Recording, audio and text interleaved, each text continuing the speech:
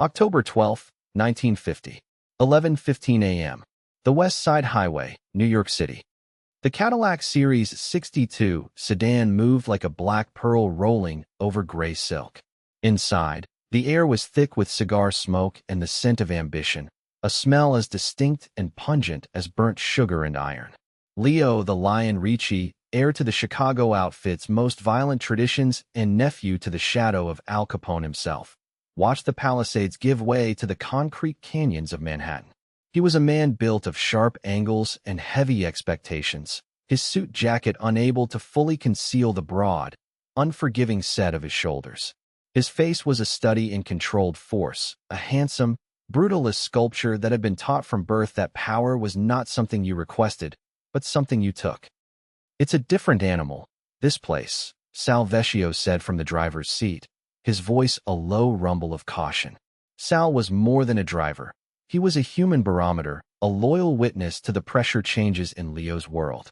He had seen Leo's temper fell men bigger than him and his rare, quiet grief break your heart. "Chicago, it's our city. We built the damn thing. Here, there are kings in every borough.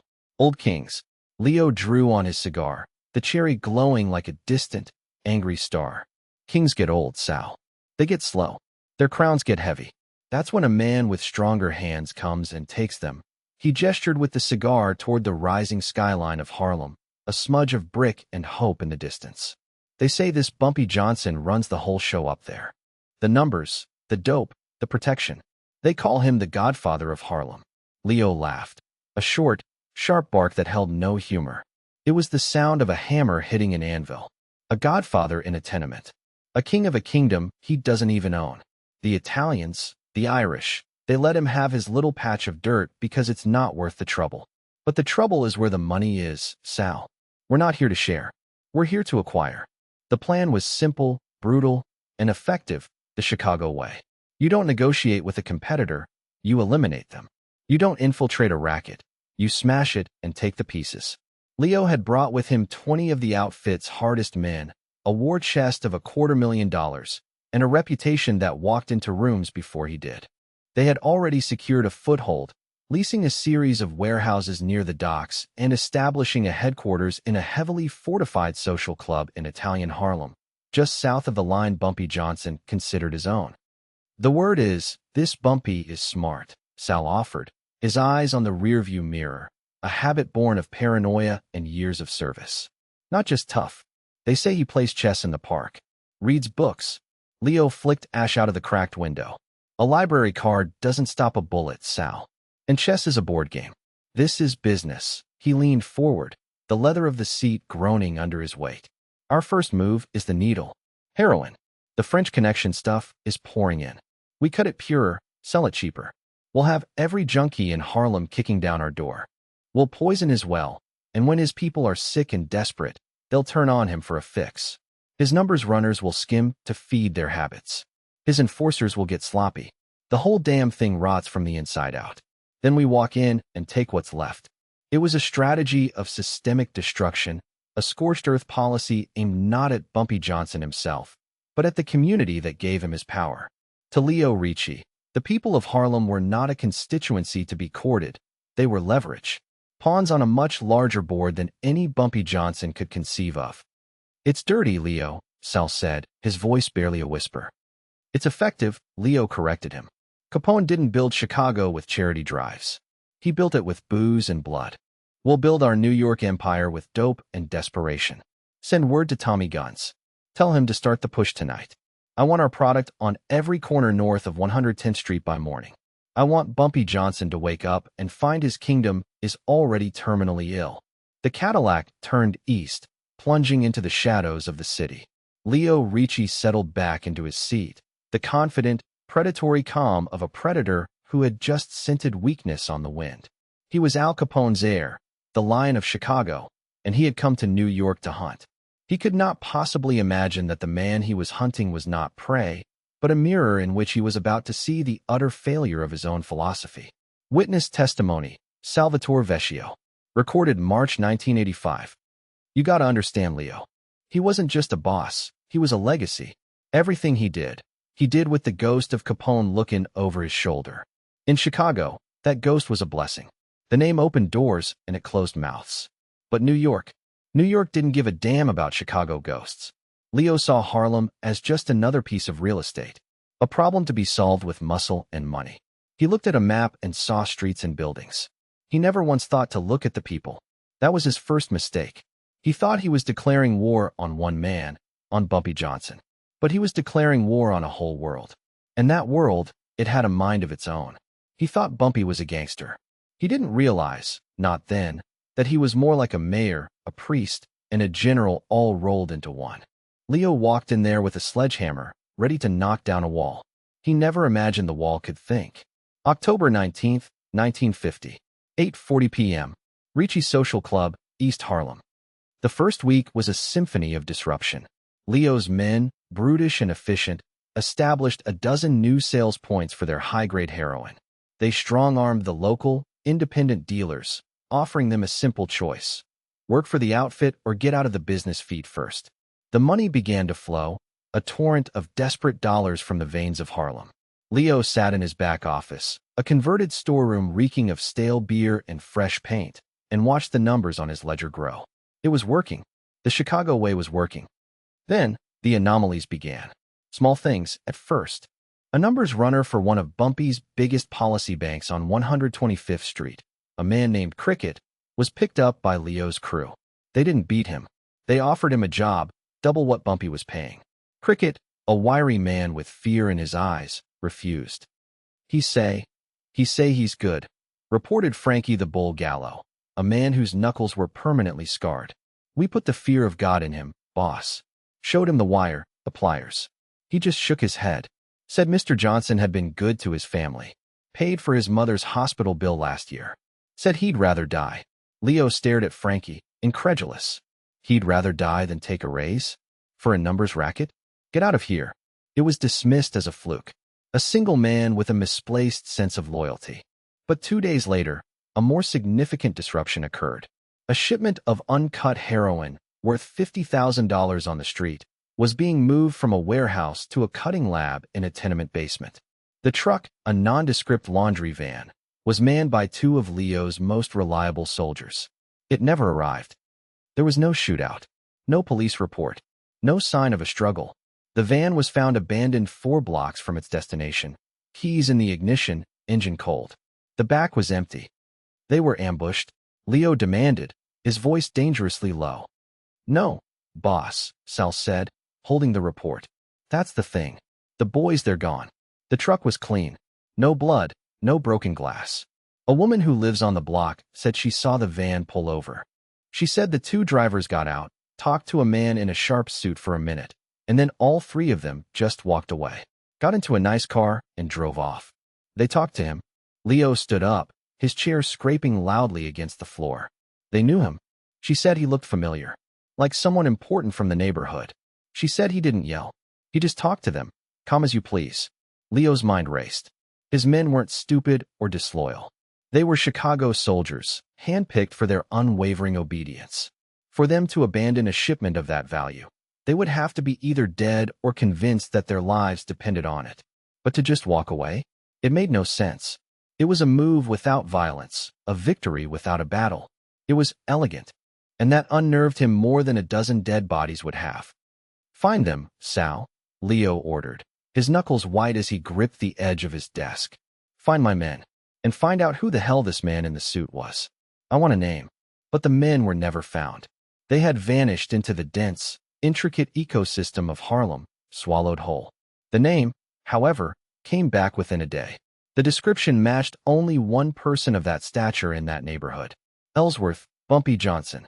He hadn't sent a crew of thugs. He had come himself. He hadn't used a gun. He had used words. Leo Ricci, for the first time since arriving in New York, felt a sliver of cold uncertainty. He was fighting an enemy who didn't play by his rules because he was playing an entirely different game. While Leo was focused on the board, Bumpy was moving the pieces in ways Leo didn't even know were possible. The poison he was pumping into the streets was meant to create chaos, but this response was the opposite of chaos. It was precise. It was intelligent. October 23, 1950. 1:12 p.m. A payphone, corner of 1st Avenue and 116th Street. The tip came from a source deep inside the NYPD, a detective on Leo's payroll. It was golden. Bumpy Johnson, along with his top lieutenants, was scheduled for a secret meeting with representatives from the 5 families. The location, a secluded restaurant in the Pelham Bay section of the Bronx. The topic, carving up Leo Ricci's nascent empire. "It's the move, boss," Tommy Gunn said over the phone, his voice electric with excitement. "We hit them there, all of them at once. Bumpy, his guys, maybe even one of the old dons. We could end this whole thing in one night." For Leo, it was the perfect scenario. It was Chicago rules. A decisive, overwhelming show of force that would leave no doubt as to who was in charge. It would be the St. Valentine's Day massacre all over again, a foundational myth for his New York ring. The caution that had pricked him a few days earlier was burned away by the fires of his own violent certainty. "How good is the source?" Leo asked, the formality of the question a mere prelude to the action he had already decided upon. "Best there is. He's never been wrong." Good. Leo's mind was already a whirlwind of logistics. "Take 15 men, the best shooters. I want cars waiting on all 3 sides of the block. No one gets out. No one. I want the place leveled." "Understood. Understood, boss. It'll be a pleasure." At 9 p.m. that night, 3 black sedans filled with Chicago's finest killers sped north toward the Bronx. They carried Thompson submachine guns, shotguns, and the unshakable conviction of their own superiority. Leo remained at the social club with Sal and a skeleton crew, waiting for the call that would confirm his ascension to the throne of New York's underworld. The hours ticked by. 9:30 p.m., 10 p.m. The club was quiet, the air tense with anticipation. Leo paced the floor of his office, unable to sit still. Every passing car on the street below sounded like a prelude to news. At 10:47 p.m., the phone finally rang. Leo snatched it from its cradle. Yeah, it was Tommy Gunn's. His voice was not triumphant. It was confused and laced with a new, unsettling emotion, humiliation. "Boss, there's nothing here." "What do you mean, nothing?" Leo's voice was a whip crack. "The restaurant. It's closed. Has been for a month, according to the guy next door. It's an empty building. There's nobody here. No meeting. No Bumpy. No 1 inch." The silence on the line was heavy, filled with the unspoken realization of a monumental error. Leo's jaw tightened until it ached. "Get back here. Now." He slammed the phone down. The tip wasn't golden, it was a ghost. A phantom. He had been played. His corrupt cop, his best source, had either been fed bad information or had been turned. The rage was immediate and volcanic, a physical force that made him want to splinter the desk with his bare hands. He had sent his army on a fool's errand. And then, a second, colder realization washed over him. His army wasn't here.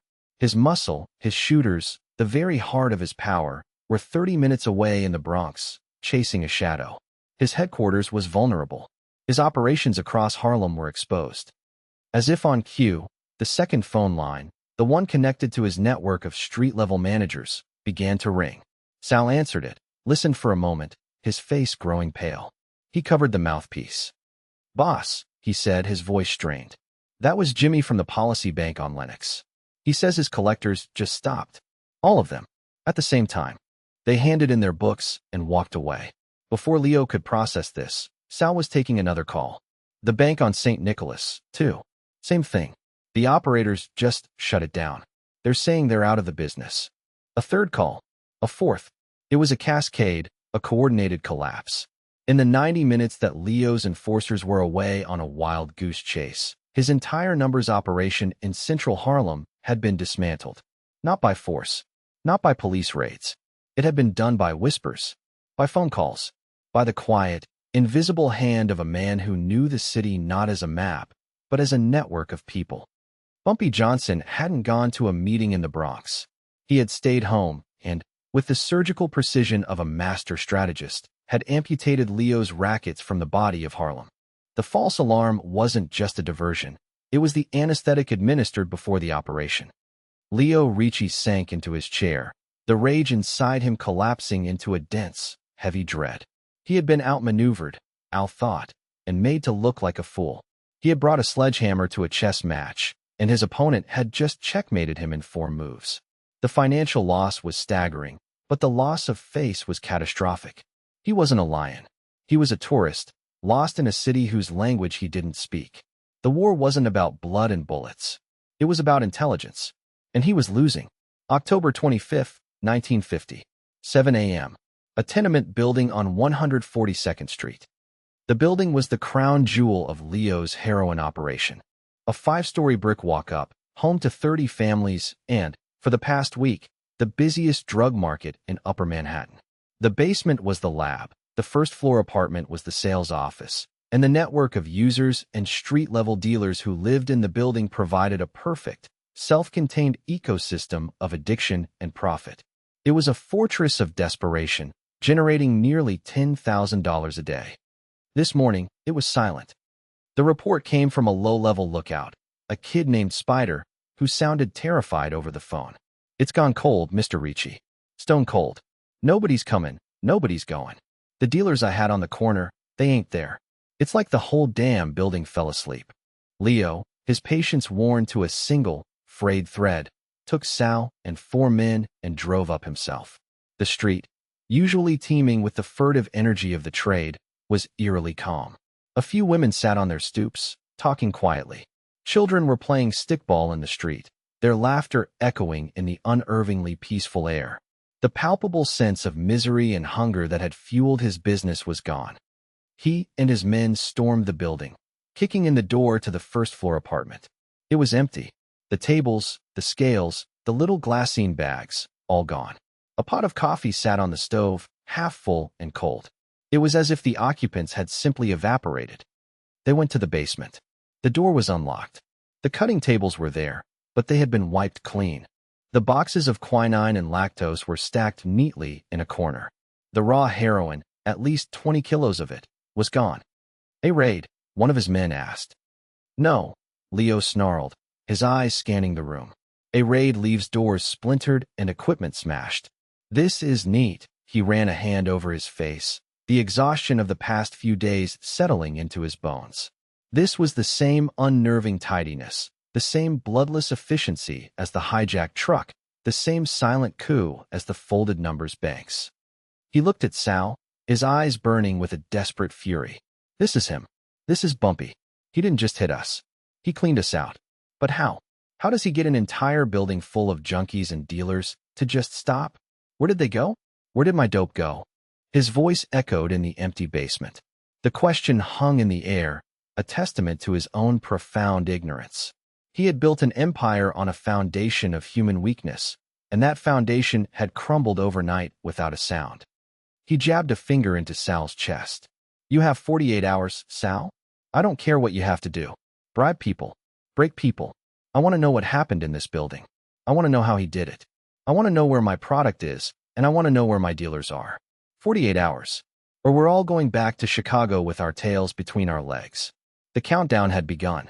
It wasn't just a race to find answers. It was a race to save his reputation, to salvage the very idea of what a man like Leo Ricci was supposed to be. For 2 days, Sal Vecchio would descend into the heart of Harlem, not as a conqueror, but as a detective, searching for the ghost who had outsmarted them all. The search wouldn't lead him to a rival gang's hideout or a police evidence locker. It would lead him to something far more powerful and far more incomprehensible to the Chicago mindset, a community healing itself. Witness testimony, Salvatore Vecchio. Recorded March 1985.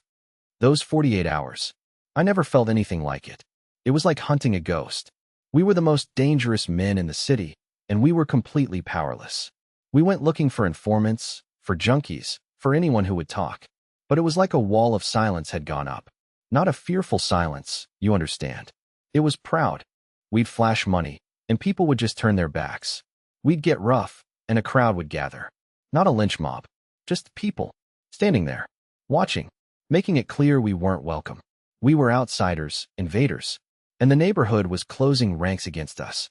I finally found one kid, Spider, the one who made the call. He was hiding in his girlfriend's apartment in the next building.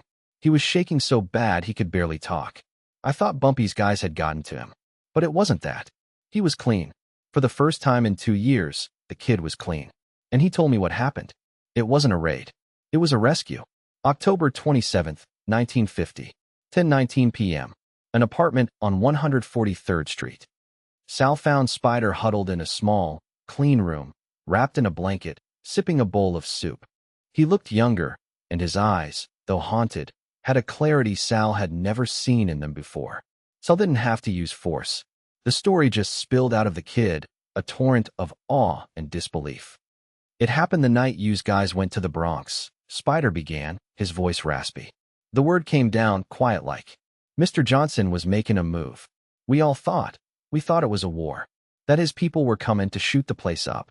We were terrified, ready to run. He took a shaky breath. But that ain't what happened. Around midnight, they came. Not thugs. It was doctors. 2 of them. And nurses from Harlem Hospital. And church ladies with pots of stew and bread. And Mr. Johnson's men. Yeah, but they weren't carrying choppers. They were carrying cots and blankets. Sal stared, his mind refusing to process the image. Doctors? Church ladies. They went door to door. Spider continued, his eyes wide. Every apartment. They didn't break them down. They knocked. And Bumpy was there. Bumpy Johnson himself. He stood in the hallway. He didn't threaten nobody. He just talked. He told us that the poison had gone on long enough. That our building wasn't going to be a tomb for the outfit's profit no more. He said, "This is Harlem. This is our home. And you don't poison your own family." Spider's voice cracked. He made us an offer. Anyone who wanted to get clean, he had doctors there to help them through the withdrawal. He had food for everyone, so no one had to steal or sell themselves to eat.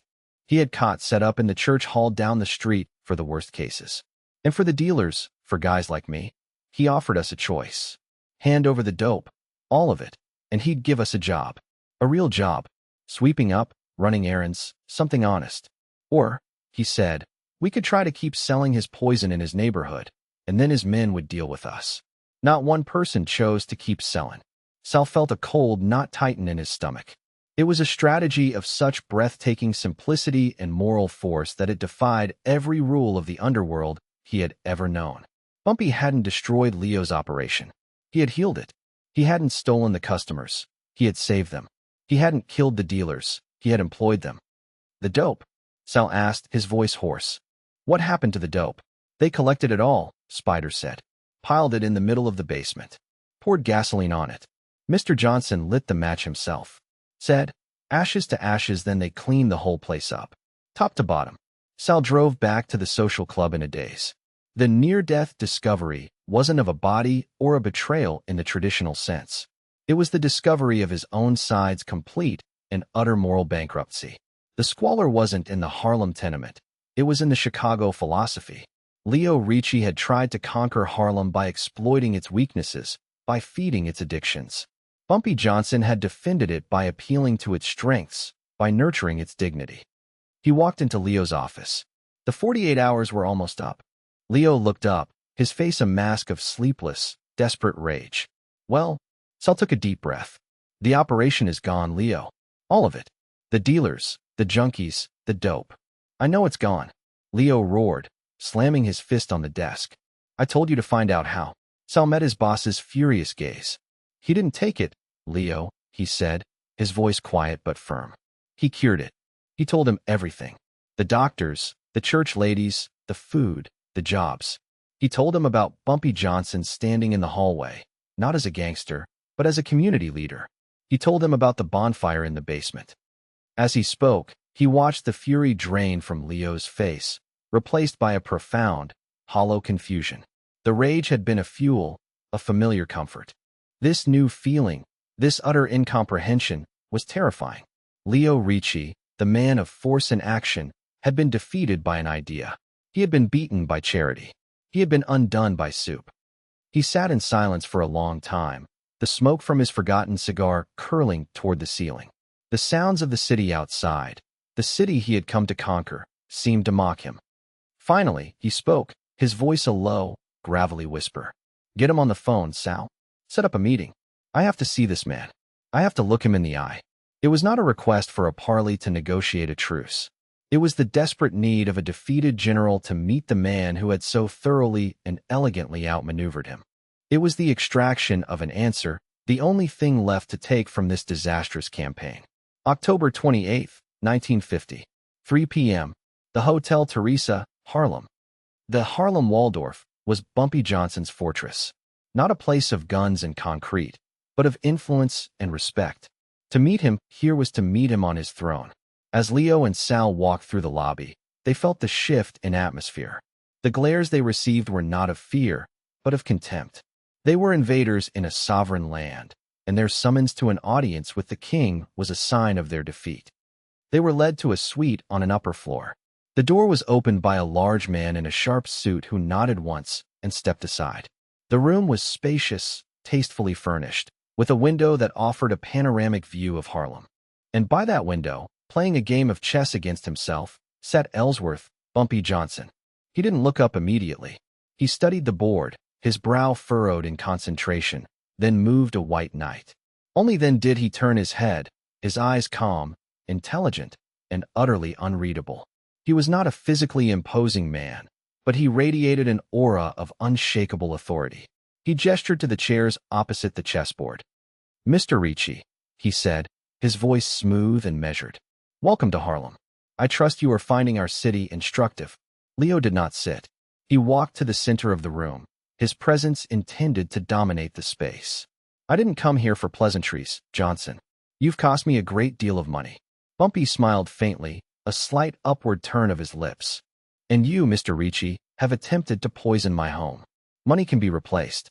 A community cannot. You see this as a business. Profit and loss. I see it as a family. Health and sickness. Your product was a sickness.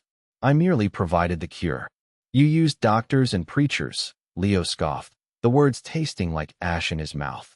"That's not how our business is done." "Perhaps that is because you are in the wrong business," Bumpy countered, his gaze unwavering. "You see these people, my people, as marks, as addicts, as dollar signs. I see them as neighbors, as cousins, as the soul of this place. You offer them a needle to destroy them. I offer them a bowl of soup to feed them. Which do you think inspires more loyalty, Mr. Ricci?" He stood up and walked to the window, looking down at the bustling streets. "You Chicago boys, you have a certain flair. The papers love you. Capone, the massacres, the brute force. It makes for good headlines. But it is an artless strategy. It is the sledgehammer approach. You can break things with a sledgehammer, but you cannot build anything. You cannot create loyalty. You can only rent fear. And the rent is always due." He turned back to face Leo. "I knew you were coming a month before you arrived.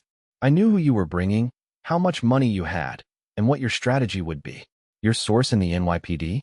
He's been my source for 5 years. The tip about the Bronx meeting was my gift to him, a way to secure his bonus from you." Every word was a nail in the coffin of Leo's arrogance. He had been walking in a maze designed by the man he was trying to hunt. "You tried to start a war," Bumpy continued, his voice hardening slightly. "But you cannot have a war if the other side refuses to fight on your terms. You wanted blood in the streets. I refused. You wanted chaos. I offered order. You attacked my people's bodies with your poison, so I defended their souls with our community. You lost, Mr. Ricci, not when I burned your drugs, but the moment you decided that was your strategy. You lost before you ever stepped foot in Harlem." Leo felt the last of his rage curdle into a cold, hard lump of humiliation in his gut. There was nothing to say, no threat to make. He had no leverage. His guns were useless, his money was gone, his reputation was in tatters. He was a king with no kingdom, a lion with no teeth. "So what now?" Leo asked, the words forced from his throat. "Now," Bumpy said, returning to the chessboard, "you leave. You will take your men and your methods, and you will go back to Chicago. You will consider the money you have lost as tuition, an expensive education in the art of war, and you will pay a tax for the disruption you have caused. A get-well-soon card to the community you try to make sick. Let's say $100,000. A fee for your safe passage out of my city." He moved a black pawn. "Check." Leo stood frozen for a moment. The demand was the final humiliation. Not just a defeat, but a fine. A penalty for his own stupidity. But he knew he had no choice. To refuse was to invite a war he now knew, with sickening certainty, he could not win. Bumpy Johnson wouldn't fight him in the street with guns. He would simply let Harlem swallow him whole. "Sal," Leo said, not taking his eyes off Bumpy. "Get the money, October 29th to 31st, 1950. The Ricci Social Club." The next 3 days were a private hell for Leo Ricci. He was trapped in a city he no longer controlled, a prisoner in his own headquarters. The order to withdraw was a bitter pill, but the process was a slow, agonizing poison. It was a withdrawal from power, and the symptoms were crippling. He barricaded himself in his office, drinking whiskey and staring at the ledger sheets that now represented nothing but loss and folly. His men, the fearsome Chicago killers, were listless and confused. They had come for a war of bullets and blood, and instead had been defeated by an invisible enemy, by an idea they couldn't punch or shoot. Their respect for Leo, once absolute, was now tainted with doubt. They saw not a lion, but a man who had been thoroughly and publicly declawed. On the first day, he tried to reassert control, to find some way to strike back.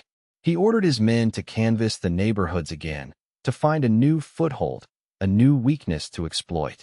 They came back empty-handed and, in some cases, bruised. Not from fights with Bumpy's crew, but from skirmishes with ordinary citizens.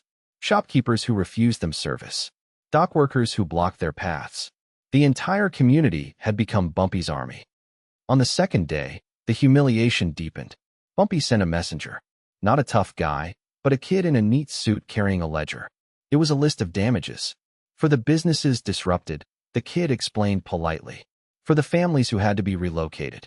For the overtime for the doctors and nurses, it was an itemized bill for his own failed invasion. Leo looked at the list, his hands shaking with a rage that had no outlet, and knew he had to pay it. The $100,000 tax was delivered in a briefcase that afternoon. The third day was the worst. It was the day of quiet surrender. The phone calls were made. The leases on the warehouses were broken. The men were given their tickets back to Chicago. Leo had to stand before them and explain the retreat, dressing it up in lies about a change in strategy, about bigger opportunities elsewhere. But they all knew the truth. They had been run out of town without a single major gunfight. Sal watched him during those 3 days. He saw a man grappling with a fundamental crisis of identity. Leo Ricci's entire world was built on the premise that might makes right, that the strongest will, backed by the most ruthless force, will always prevail. Bumpy Johnson had proven that premise false. He had shown Leo that there was a different kind of power, a power that grew from roots deep in the soil of a community, a power based on respect, not fear. Leo was withdrawing from the drug of his own ego, his own inherited certainty. And the process was excruciating. He was a general with no war, a predator in a cage of his own making. The city, once a prize to be taken, was now a monument to his failure. November 1st, 1950. 6 a.m. The Lincoln Tunnel. The black Cadillac moved west, away from the rising sun. The city skyline receded in the rearview mirror. Inside, the silence was absolute.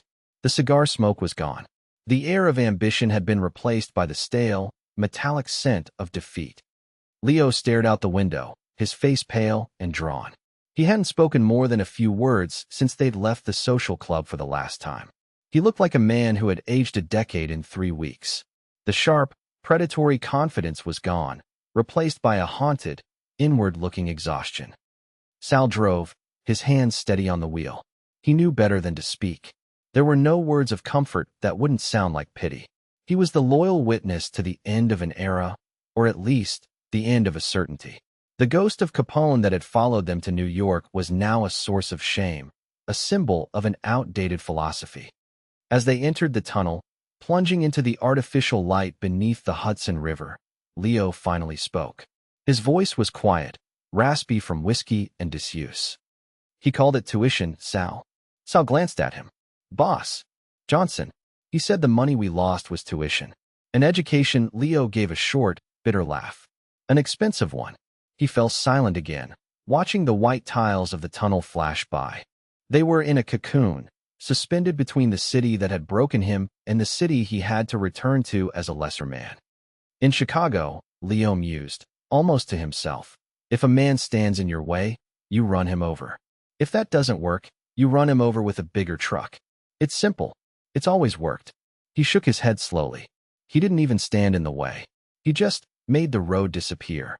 This was the beginning of Leo's exile. Not a physical prison, but a mental one. He was returning to his kingdom in Chicago, but he was a changed king. The crown would feel heavier now, and the throne less secure.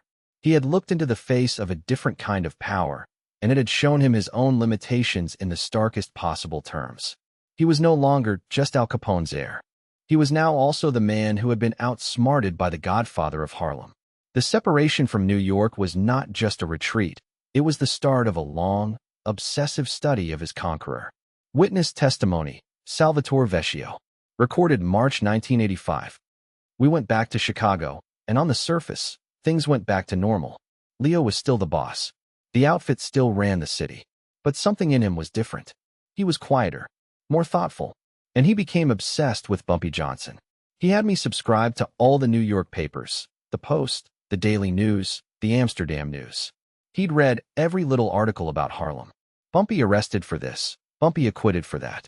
Bumpy donates turkeys at Thanksgiving. Bumpy seen playing chess in the park.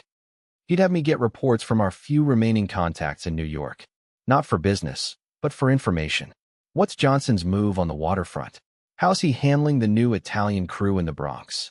He studied the man from 1,000 miles away. He had this big corkboard in a secret room in his basement. He'd pin up maps of Harlem, pictures of Bumpy from the papers, notes on his strategies. It looked like a general's war room, but the war was long over. He was studying his defeat, trying to understand the anatomy of it. The other capos, they thought he'd lost his nerve. They'd come to him, talking about problems on the South Side, wanting to go in with guns blazing, the old Chicago way. And Leo, he'd listen, and then he'd say no. He'd say, there's another way. A smarter way. He started doing things that made the old-timers scratch their heads. He started putting money into community programs. He made alliances with black politicians and church leaders on the South Side. He didn't try to smash the local rackets there. He made deals, offered them better supply lines, made them partners. He was building loyalty, not renting fear. He was using the Bumpy Johnson playbook. For almost a decade, he did this. He rebuilt his power base in Chicago, but on a new foundation. A foundation of influence, not just intimidation. He was learning. The tuition, as he called it, was paying off. He never admitted it to anyone but me. But he was trying to become the man who had beaten him. May 17, 1960. 11 a.m. A Union Hall, South Side, Chicago. The room was thick with tension and the smell of stale coffee. The outfit's capos, old-school men with faces like roadmaps of violent lives, were gathered around a long table. At the head of it sat Leo Ricci.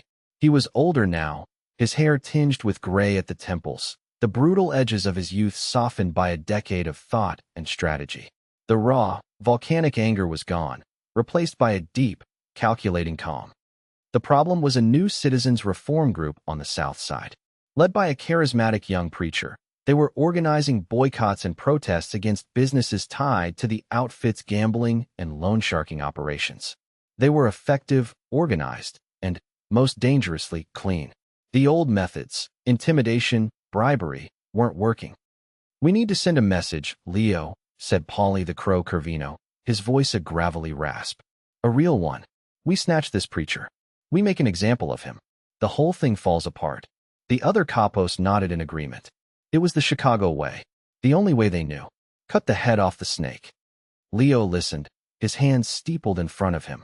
He let them all have their say, let the violent, simplistic solutions fill the air. When they were done, a heavy silence fell upon the room. All eyes were on him.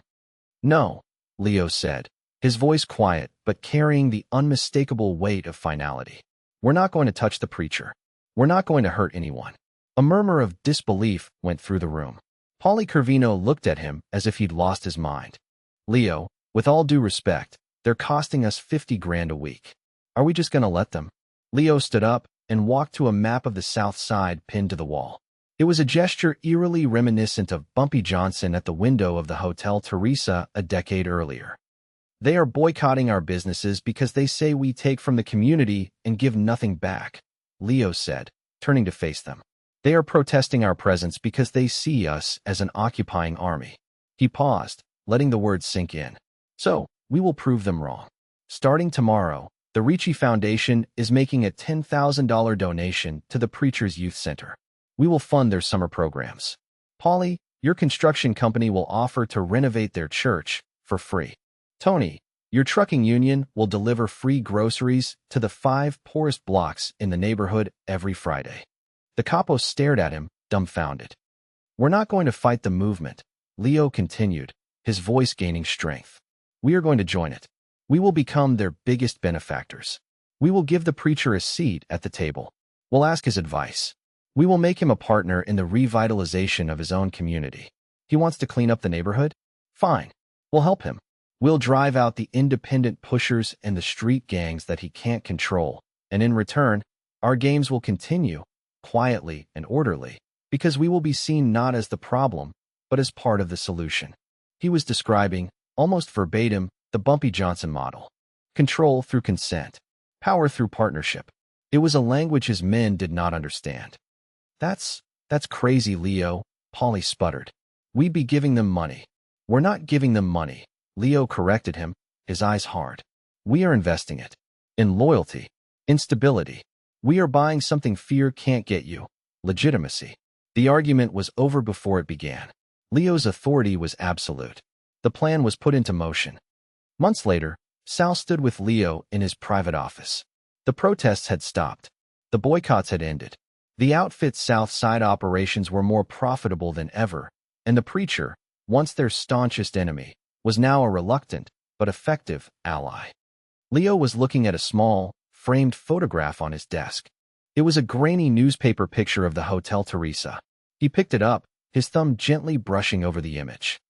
You know, Sal, he said softly, a distant, reflective look in his eyes.